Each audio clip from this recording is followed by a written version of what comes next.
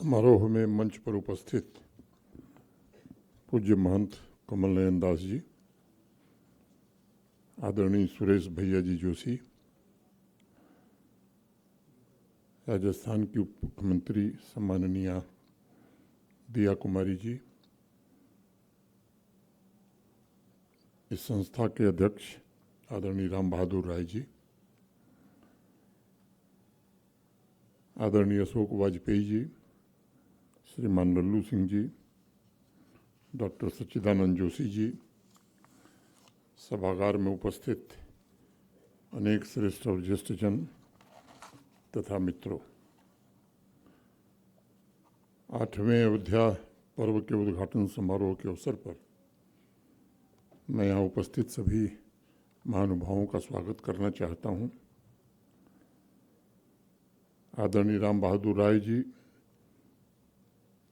श्री लल्लू सिंह जी और जोशी जी को हृदय से बहुत बहुत बधाई देता हूँ इस आयोजन के लिए। मुझे बताया गया है कि इस वर्ष वैचारिक सत्र में अयोध्या के अतीत, वर्तमान और भविष्य से जुड़े विविध बिंदुओं पर चर्चा होनी है। मुझे लगता है कि एक बात स्पष्ट करना चाहूँगा मैं कि अयोध्या को केवल तीर्थ स्थान या एक भौगोलिक स्थान के रूप में महज देखने की आवश्यकता नहीं है। मुझे लगता है कि अयोध्या सभ्यता, चेतना और आत्मा का एक शाश्वत स्रोत है। जब हम अयोध्या का नाम लेते हैं तब हम केवल प्रभु श्री राम के नगर का उल्लेख नहीं करते, बल्कि हम उस चेतना को पुकारते हैं जो प्रभु राम का आशीर्वाद है, जिसने मानव सभ्यता को दिशा देने का काम किया है और उसे अर्थ प्रदान किया। व्यक्तिगत रूप से मेरे लिए ये केवल जगह नहीं है, बल्कि सभ्यता का उद्गम स्थल इसे मैं मानता हूँ। दुनिया भर के अनेक विचारक, दार्शनिक एक बात कहते हैं, यदि किसी राष्ट्र को समझना हो तो उसके वर्तमान को नहीं, बल्कि उसकी जड़ों को देखने की आवश्यकता होती है। और उस दृष्टिकोण से भारत की जड़ों में यदि कोई सबसे उज्जवल प्रकाश दिखाई पड़ेगा तो वो अयोध्या ही है। अथर्ववेद में हमारे यहाँ कहा भी गया है, कालोह सर्वस्वेश्वरः, यानी समय ही समग्र विश्व का परमात्मा है। अयोध्या को कई बार इतिहास के नज़रिए से भी लोग देखने का काम करते हैं। मैं निजी तौर पर उसमें एक सुधार करना चाहूँगा। अयोध्या दरअसल विश्व का पहला ऐसा नगर है जहाँ इतिहास ने स्वयं को गढ़ने का काम किया है। और इसलिए जब हम अयोध्या की बात करते हैं तब इस बात का विशेष ध्यान रखना चाहिए कि यह चर्चा केवल अतीत की चर्चा नहीं होती, बल्कि हम उस मूल, उस स्रोत की चर्चा कर रहे होते हैं जहाँ से हमारी संस्कृति और हमारी आत्मिक चेतना का प्रवाह प्रारंभ हुआ था। और मैं समझता हूँ यह भी कहना आज उचित होगा कि अयोध्या में सभ्यता ने न केवल जन्म लिया था, बल्कि वहाँ सभ्यता ने स्वयं को पहचानने का काम किया था। और हमारे पूर्वजों ने केवल जीना नहीं सीखा, बल्कि जीवन के अर्थ को समझने का प्रयास किया।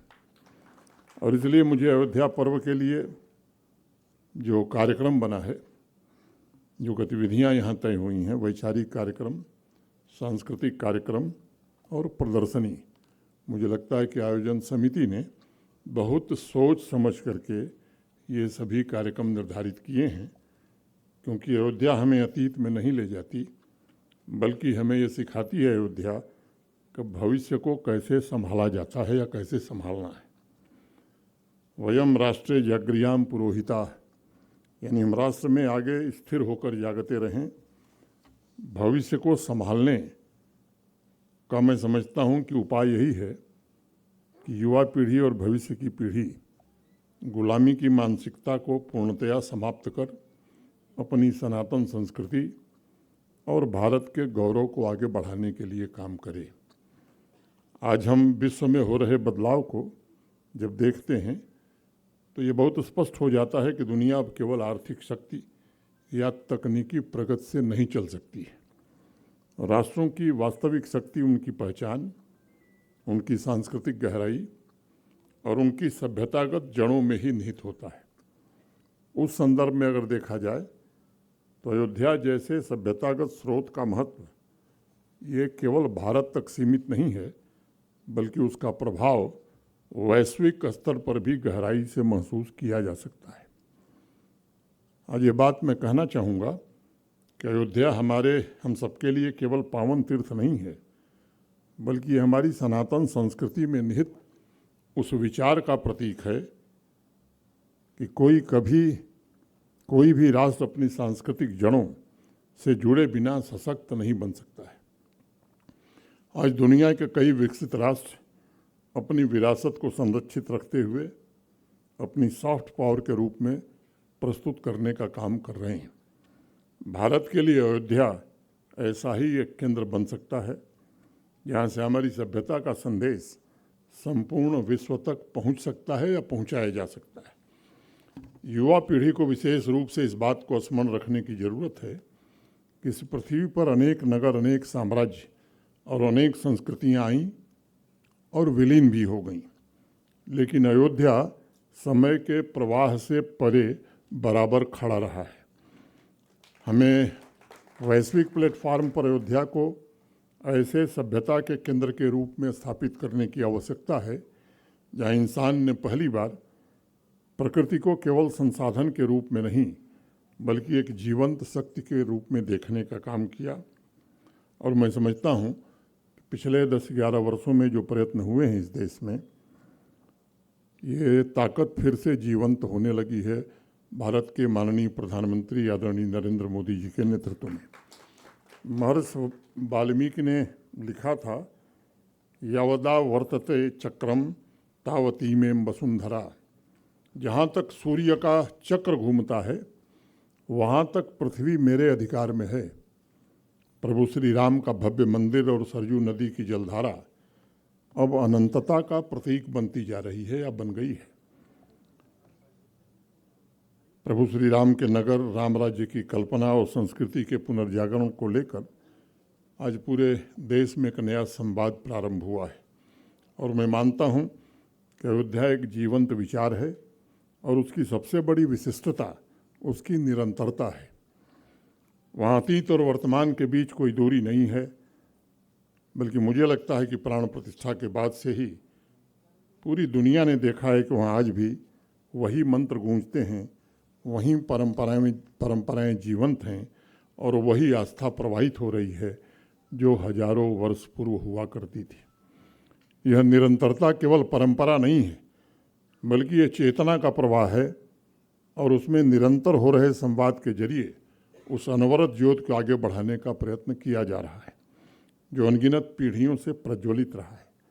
पूरा वैश्विक समाज इस तथ्य से वाकिफ़ है कि सनातन संस्कृति ने 500 वर्षों की पीड़ा सही और इसलिए सकारात्मक रूप से सोचा जाए तो अयोध्या हमें धैर्य की भी प्रेरणा देता है। साथ ही अयोध्या हमें अनुभव देता है और केवल विश्वास नहीं बल्कि अनुभूति पर भी बल देता है। तुलसीदास जी ने लिखा है कि निर्मल मन जन सो मोहि पावा, मोहि कपट छल छिद्र न भावा। अयोध्या पर्व का एक बड़ा उद्देश्य मुझे लगता है कि हमें भीतर की यात्रा करने के लिए भी प्रेरित करता है। वैचारिक सत्र में विविध बिंदुओं पर चर्चा हमें ये पूछने के लिए भी प्रेरित करती है कि आखिर हम हैं कौन, हम यहाँ क्यों हैं और हमारा होने का उद्देश्य क्या है। ये प्रश्न नए नहीं हैं, ये वही प्रश्न हैं जो हजारों वर्षों पहले भी पूछे जाते थे या पूछे गए थे, लेकिन आज के संदर्भ में ये प्रश्न बहुत महत्वपूर्ण हैं क्योंकि आज आर्थिक विकास और सांस्कृतिक विकास के बीच संतुलन बनाए रखने की बहुत बड़ी जिम्मेदारी समाज और राष्ट्र के ऊपर है। ये सच है यदि हम केवल आर्थिक लाभ के लिए अपनी सांस्कृतिक संपदा और सभ्यतागत जड़ों का उपयोग करते हैं तब हम उनके मूल स्वरूप को निश्चित रूप से खो देंगे। इसलिए आवश्यक है कि अयोध्या के विकास में परंपरा और आधुनिकता को एक दूसरे का पूरक बनाना होगा। अयोध्या का जीवंत विचार हमें स्मरण दिलाता है और सिखाता भी है कि राष्ट्र का भविष्य उसके अतीत से अलग नहीं होता, और अगर हम अपनी जड़ों को समझते हैं, उन्हें सहेजते हैं और उन्हें आधुनिक संदर्भ में प्रस्तुत करते हैं, तब हम न केवल सांस्कृतिक रूप से समृद्ध बनते हैं बल्कि आर्थिक रूप से भी सशक्त होते हैं। अयोध्या इस बात का जीवंत उदाहरण है कि सभ्यता भविष्य की संभावनाओं का आधार होती है, और इसलिए अयोध्या सिर्फ हमारे आराध्य प्रभु श्री राम का ही नगर नहीं है, बल्कि अयोध्या हमारी वैश्विक पहचान, हमारी आर्थिक शक्ति और हमारी सांस्कृतिक निरंतरता का बहुत ही महत्वपूर्ण स्तंभ भी। एक अन्य विषय की ओर भी मैं कुछ बातें कहूँगा, स्पष्ट करना चाहूँगा। आध्यात्मिक और सांस्कृतिक दृष्टि से अगर देखा जाए तो अयोध्या भारतीयता का एक मूल प्रतीक है, और अयोध्या यहाँ केवल धर्म नहीं है बल्कि जीवन का एक संपूर्ण दृष्टिकोण है। अयोध्या इस बात का प्रतीक है कि कर्तव्य, मर्यादा, करुणा, त्याग और संतुलन जैसे मूल्यों को सिखाया नहीं जाता बल्कि उसे जिया जाता है। अयोध्या एक विचार के रूप में हमें यह भी सिखाती है कि शक्ति और संवेदनशीलता साथ साथ चल सकते हैं, क्योंकि नेतृत्व का अर्थ केवल शासन नहीं बल्कि सेवा भी है, और जीवन का उद्देश्य केवल सफलता नहीं बल्कि उसकी सार्थकता। और तभी तो तुलसीदास जी ने लिखा कि सुमति कुमति सब केउर रहाई, नाथ पुराण निगमस कहाई, जहाँ सुमति तहाँ संपत्ति नाना, जहाँ कुमति तहाँ विपत्ति निधाना। आज के समय में जब दुनिया तेजी से बदल रही है, तब अयोध्या हमें नैतिक मूल्यों, नीतियों और जीवन के संतुलन का बोध करा रही है। अयोध्या हमें याद दिला रही है कि प्रगति का अर्थ अपनी जड़ों को भूलना नहीं होता। अयोध्या हमें याद दिला रही है कि हमें जीवन में सिर्फ गति नहीं प्राप्त करनी है बल्कि दिशा भी सही रखनी है। आज के वैश्विक माहौल को देखकर मैं कह सकता हूँ कि अयोध्या एक मार्गदर्शक के रूप में हमारे सामने है। अयोध्या हमें अपनी चेतना को जागृत करने के लिए प्रेरित कर रही है।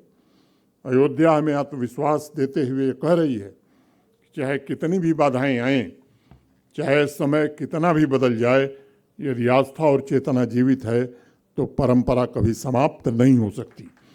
अयोध्या हमें बता रही है कि संस्कृति और अध्यात्म की ऊर्जा से राष्ट्र के लिए कुछ नया सृजित करना है, और इसलिए मैं मानता हूँ कि अयोध्या को समझने का मतलब केवल एक भौगोलिक स्थान को समझना नहीं है बल्कि स्वयं को भी समझना है।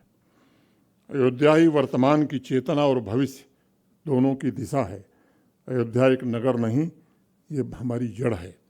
अयोध्या केवल एक तीर्थ नहीं बल्कि राष्ट्र की ऊर्जावान प्रेरणा का सबसे बड़ा स्रोत है।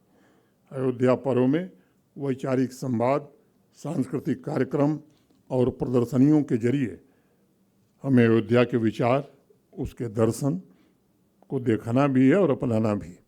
उस अनंत ज्योति को आगे बढ़ाने की जिम्मेदारी है जो हजारों वर्षों से जल रही है और जो आने वाली पीढ़ियों को भी प्रकाश देती रहेगी। मैं कभी कभी एक बात कहता हूँ कि एक बेहतर दुनिया बनाने के लिए बहुत बड़े चमत्कार की ज़रूरत नहीं होती, बल्कि अपने रोज़मर्रा के जीवन में छोटे छोटे तथा लगातार किए गए ईमानदारी और संवेदनशील प्रयासों की ज़रूरत होती है, कार्यों की ज़रूरत होती है। और मैं मानता हूँ कि सच्ची प्रगति व्यक्तिगत जिम्मेदारी और अपने कर्मों के प्रति जवाबदेही से ही आती है। और यदि हम सच में एक बेहतर भविष्य की कल्पना कर रहे हैं तो हमें लोगों के बीच की दूरियों को कम करने का प्रयत्न करना होगा। मैं समझता हूँ कि विभिन्न संस्कृतियों, विचारों और अनुभवों को समझने और साझा करने से आपसी विश्वास बढ़ता है। आज विश्व में चल रहे कॉन्फ्लिक्ट और संघर्षों को देखकर ये बात कह सकता हूँ मैं कि संपूर्ण मानवता को प्रभु श्री राम के मर्यादा, धर्म, कर्तव्य और त्याग के आदर्श को सीखने की आज ज़रूरत महसूस हो रही है। उनका जीवन इस बात का स्पष्ट प्रमाण है कि सत्य और धर्म की राह पर चलने वालों की अंत में जीत अवश्य होती है तथा जीवन में चाहे जितनी बड़ी चुनौती आए वो संयम नहीं खोते हैं बल्कि धैर्यपूर्वक अपने लक्ष्य की ओर बढ़ते रहते हैं। प्रभु श्री राम के आशीर्वाद से हमें विश्व में स्थायी शांति और अटूट भाईचारे को बढ़ावा देने के लिए प्रयत्न करने की आवश्यकता है। अभी हाल ही में महावीर जयंती देश ने मनाई है। एक कार्यक्रम था जम्मू में, मैंने वहाँ एक बात कही कि हमें इस बात को भी याद रखने की आवश्यकता है कि वैश्विक उथल पुथल के बीच आज भारत शांति का प्रतीक बनकर दृढ़ता के साथ खड़ा है।